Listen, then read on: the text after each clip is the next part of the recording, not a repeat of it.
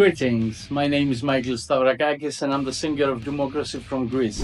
Welcome to a brand new episode of Addicted to Lists.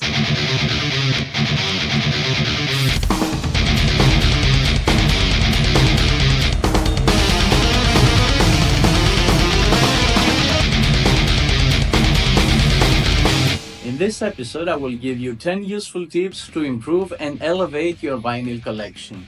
So if you're just starting your vinyl collection, or even if you are an experienced vinyl collector, stay with me. Why should you start collecting vinyl albums? Apart from the obvious joy of collecting something, it has been discussed and proven in many ways that buying the physical format is the best way to support your favorite artists. When you buy a vinyl album or even a CD, you experience the music the way the artist wants you to experience it. You get the best possible sound and not just some crappy sounding MP3 or the mediocre sound of streaming platforms. You get to hold and admire the album cover.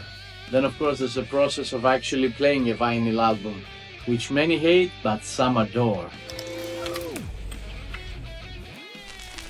But let's move on to my 10 useful tips about vinyl collectors. My number one tip is to get your collection through the renowned music website Discogs, not just to see how much it is worth, that is useful of course, but mainly so you can catalog it and see what you had. For example, having my collection catalog helped me skip double albums, that is buying the same album twice. And now that I said double albums, I don't really understand why a collector must buy the same album in all different versions that it has been released. Wouldn't it be better to just spend that money on buying new music and explore some artists that you have not heard before than just buying the same album for the 100th time? Just saying. Also, let me add that getting your collection through Discogs will really help you if for some reason you decide to sell it. My number two tip is to always visit your local record store.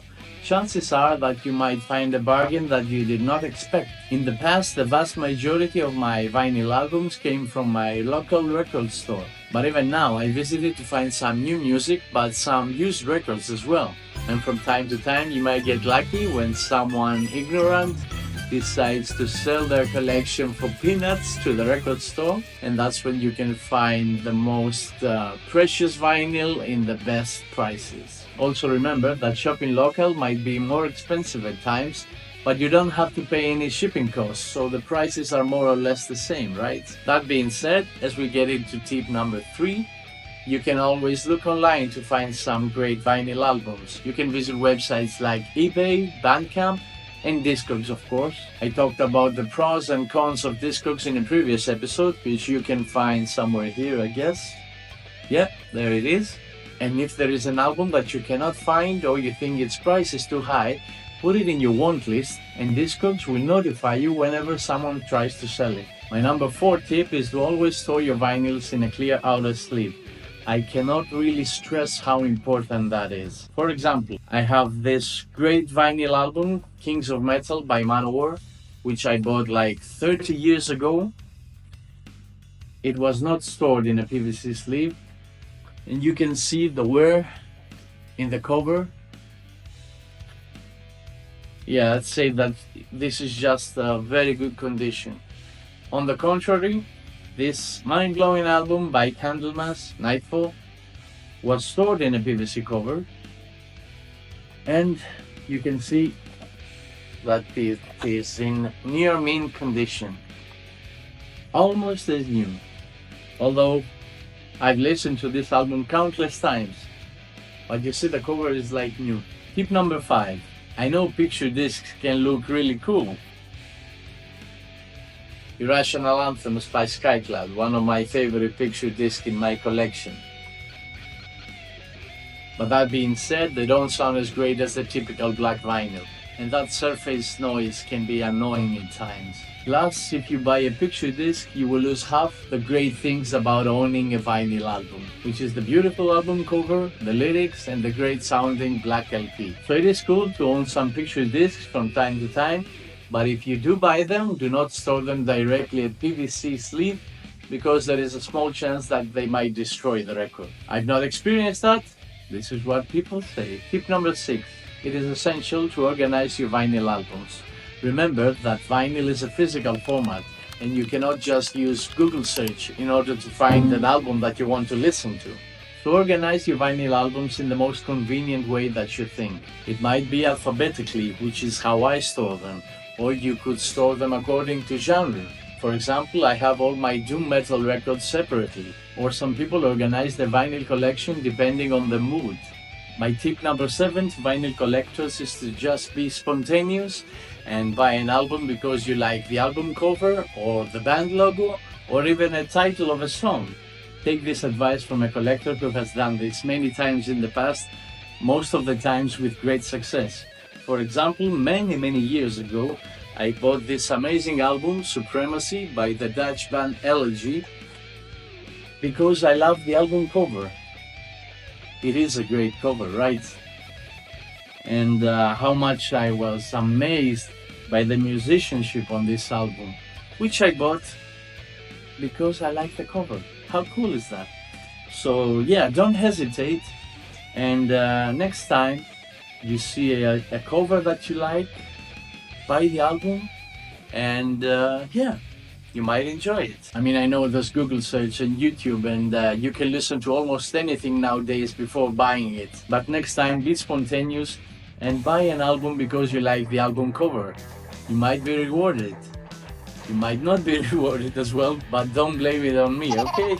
Tip number 8. We all know that collecting vinyl records is an expensive hobby, and it has become even more expensive lately with the way that the prices have risen. So when you see a vinyl album that you really want being sold at a fair price, grab it immediately, or you most definitely will regret it.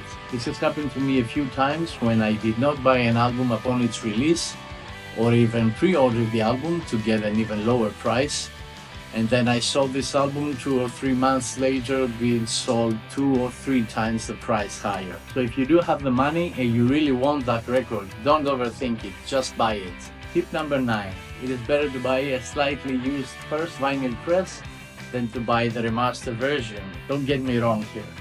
There are some remastered versions that sound amazing, like this incredible remaster of Death's Sound of Perseverance from 2016, which sounds incredible, one of the best sounding vinyl albums that I possess. Having said that, the majority of remastered vinyl albums sound worse than the original. The remasters usually have a louder sound because of the loudness war madness of our times. But when you raise the volume, you kill the dynamics and flatten the sound. So don't claim that you love the vinyl format because it sounds better and then get a flat, ultra loud remaster version that sounds like shit. In the majority of cases, it is better to prefer a slightly used first press than a remaster version. Plus, a used vinyl album carries the legacy of the previous owner, and you can say it goes from one generation to the next. I know, I'm romantic, I can't help it. But I guess you are too for collecting vinyl in the year 2024, right? Tip number 10. If you really want to enjoy the quality of the vinyl sound, it is essential at some point to invest in a good sounding system, a great turntable, and a great analog amplifier. I mean, I know that most collectors don't necessarily buy vinyl for its sound, they buy it for the whole ritual that I explained: the album cover, the lyrics, the experience. Gazing at the album cover while listening to the album has always been my favorite hobby, but if at some point you really want to feel the difference in the vinyl sound, it is essential, like I said, to invest in a good sounding system. Here are some quick suggestions.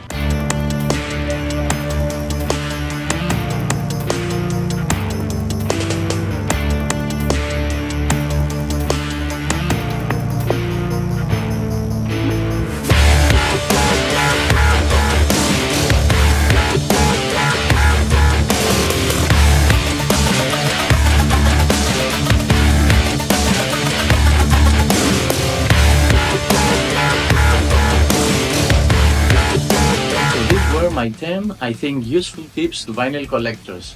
Here is my bonus tip. Visit record stores abroad when you travel. First of all, you might find some awesome and rare vinyl that you cannot find online. But mostly do that because scrolling through vinyl records at the record store is maybe the second best thing to owning an actual vinyl album. Personally, I love traveling and I always look for good record stores that I can visit. This can take you to different parts of the city that you probably wouldn't visit if you were not looking for that record store. Take some time and speak to the store owner. Ask him to give you some suggestions depending on the genre that you might like. Like I said, it's a great thing to do in your vacation and you can really find some good bargains. Fortis Bernardo Drums is a drum instrument that gives you access to 2 professional drum kits, a top-of-the-line studio sound with an unparalleled realism. I've been using it a lot lately and I must say that it is very realistic, easy to use and it sounds amazing. It gives you full mixing control and high-quality effects, full routing options and a huge selection of MIDI grooves covering at the highest quality a variety of popular music genres. It gives you everything you need to create the perfect drum tracks for all kinds of extreme and not only production. So if you want an all-star drummer like Fortis Bernardo playing some awesome sounding grooves for your next project, you can use my affiliate link in the description of this video and acquire Fortis Bernardo drums by Stigmatized Productions at a discounted price. So that was the episode of my 10 tips to record collectors. I hope that you find some of these tips useful. As always, don't forget to subscribe and leave a comment on YouTube with lists you want me to feature on future episodes. Thanks so much for watching and thank you for your support. Until next time, stay safe and rock on!